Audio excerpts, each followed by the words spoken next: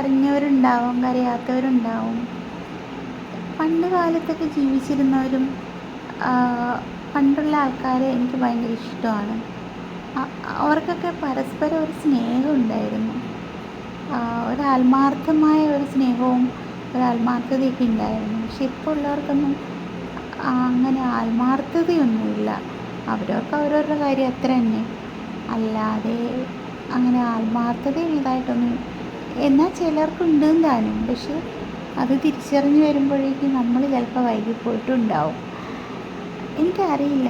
എനിക്ക് പഴയ കാലത്തുള്ള ആൾക്കാരെ പറ്റി ആലോചിക്കുമ്പോൾ, അവരുടെ കഥകളൊക്കെ കേൾക്കുമ്പോൾ എനിക്ക് ഭയങ്കര ഇഷ്ടമാണ് കേട്ടോ.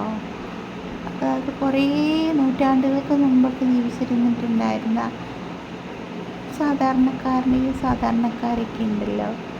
അങ്ങനെയുള്ള മനുഷ്യർ ഇങ്ങനെ ഗ്രാമത്തിൽ എന്നിട്ട് എല്ലാവരും കൂടി സ്നേഹത്തോടെയും കൃഷിയൊക്കെ ചെയ്ത് സന്തോഷവും സമാധാനത്തോടെയും അപ്പോൾ ആ ഏരിയയിലുള്ള പള്ളികളിലും അമ്പലങ്ങളിലൊക്കെ ഉത്സവം വരുമ്പോൾ എല്ലാവരും കൂടി ഒത്തൊരുമിച്ചൊരു പോക്കും, അതൊക്കെ കാണാനും കേൾക്കാനും എന്തൊരു ചന്തമായിരുന്നു അല്ലേ?